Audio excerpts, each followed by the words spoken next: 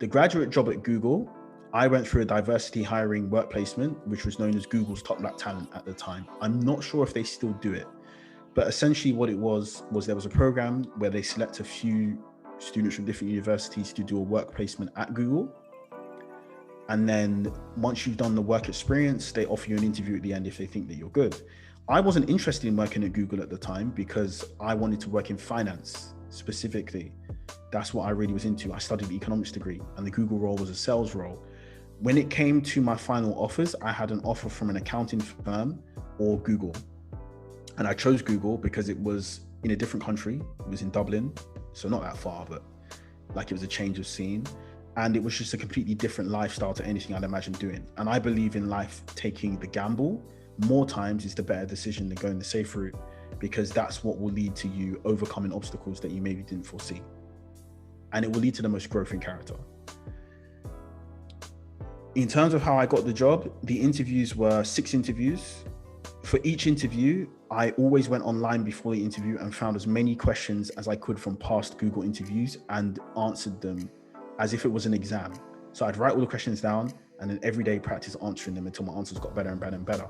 When it came to the day of the interviews, I never got asked the same questions, never, not one that I found online.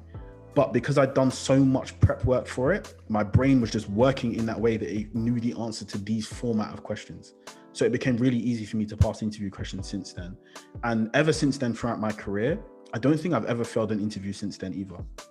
I may have had one where my salary expectations were way off. And that's the only time when I can remember when I didn't pass another interview. But other than that, because I've had that experience of treating interviews like they're an exam, like they're a whole nother university module, it just became second nature to me.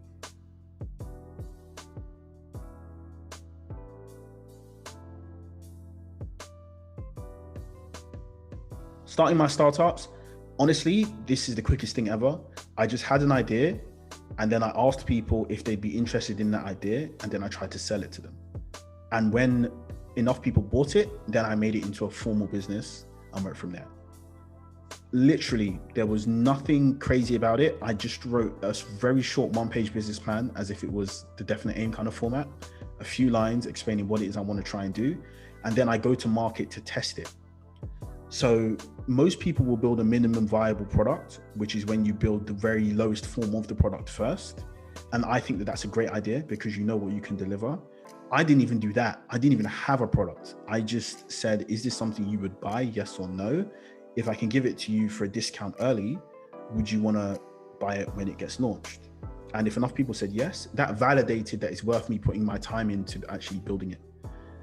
So that's how I went about that. Different people will have different approaches to this. With starting a business, there's absolutely no right and wrong. Some of the biggest businesses in the world didn't make any revenue for the first few years. Some businesses that you know of still don't make revenue to this day.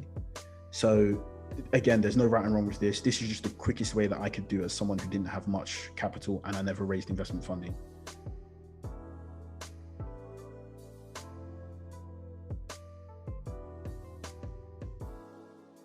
What was my definite aim when I started? I didn't have one, which is why it came to a decision of where I wanted to work being so broad and why I took a gamble. I only read the book Think and Grow Rich after I'd started my career.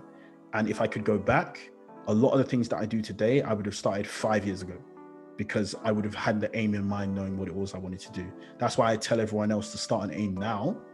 It doesn't have to be your final aim. If you have a definite aim now, it doesn't have to be the final aim for your life. You can set an aim and you can change it later at any time. But having an aim is better than having no aim because at least you're on the right path. And your aim will always, it's not going to change that much. You're not going to go from wanting to start a school in Africa to wanting to fly to space. You might do, but the odds of that are so slim. So your aim's usually going to be related and change slightly over time.